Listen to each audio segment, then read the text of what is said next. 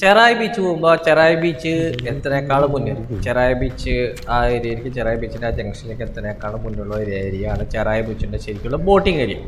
Cherai beach അവിടെ സീയിലേക്ക് നമുക്ക് boating ഇല്ല.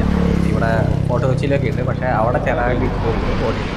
ഈ ഏരിയയാണ് ചെറായി ബീച്ചിൻ്റെ ഒരു ബോട്ടിംഗ് ഏരിയ എന്ന് പറയുന്നത്. ഇവിടെയും ഇതിൻ്റെ തൊട്ട് ഫ്രണ്ടിലായിട്ട് കുറച്ച് ഏരിയയിലും ബോട്ടിംഗ് ഉണ്ട്.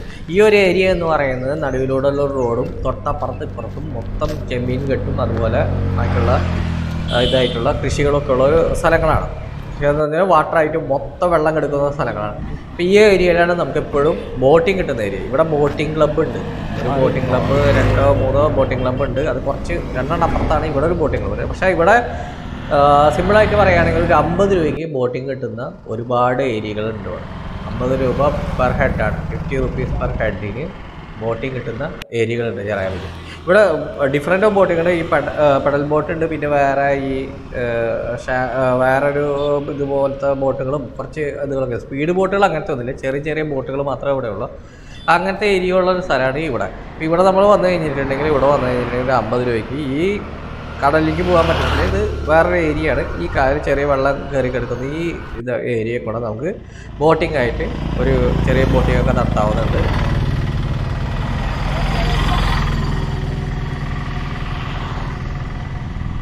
പിന്നെ ഇവിടുത്തെ ബോട്ടുകളെല്ലാം ചെറിയ ബോട്ടുകളാണ്. 2 ആൾക്കോ 4 ആൾക്ക് ഇരിക്കാൻ 4 ആൾക്ക് പടലിൽ നടത്തി പോകാവുന്ന ബോട്ടുകളാണ്. 2 ആൾക്ക് പോകാൻ പറ്റുന്ന ബോട്ടുകൾ മാത്രമേ ഇവിടെ ഉള്ളൂ.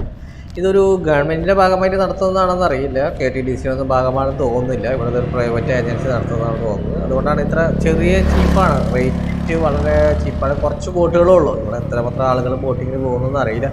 ഇവിടെ എത്തുന്നതിനേക്കാളും തൊട്ട് മുന്നേ ഒരു ചെറിയൊരു റിസോർട്ടല്ല, ഒരു ചെറിയൊരു സെറ്റപ്പ് ഉണ്ട്. അവിടെ ഒരു കുറച്ചൊരു തടാകമാരി കിടക്കുന്ന ഒരു ഏരിയയിൽ അവിടെയും ഒരു ബോട്ടിംഗ് ഉണ്ട്. പക്ഷെ അത് ഇതുപോലത്തെ ഒരു വാസ്റ്റ് ബോട്ടിംഗ് അല്ല. എന്താണെന്ന് പറഞ്ഞിട്ടുണ്ടെങ്കിൽ ഇവിടെ കുറച്ചുകൂടി ഉള്ളിലേക്ക് പോകാൻ പറ്റും, കുറച്ച് അകലം വരെ പോകാൻ പറ്റുന്നതെന്ന് തോന്നുന്നത്.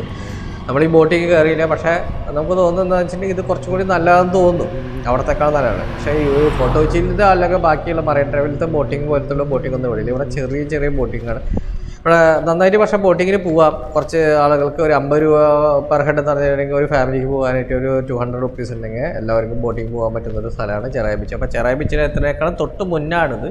ചെറായി ബീച്ചിലേക്ക് ഇവിടെ നിന്നൊരു 100 മീറ്റർ പോലില്ല, അതിന് തൊട്ട് മുന്നായിട്ടാണ് ഇവിടെ ബോട്ടിംഗ് ഉള്ളത്. അവിടെ പോയിട്ട് ചെറായി ബീച്ചിൽ ബോട്ടിംഗ് ഒന്നുമില്ല. അവിടെ സീല് ബോട്ടിംഗ് പരിപാടിയേ ഇല്ല. ഇവിടെ മാത്രമാണ് ബോട്ടിംഗ് ഉള്ളത്.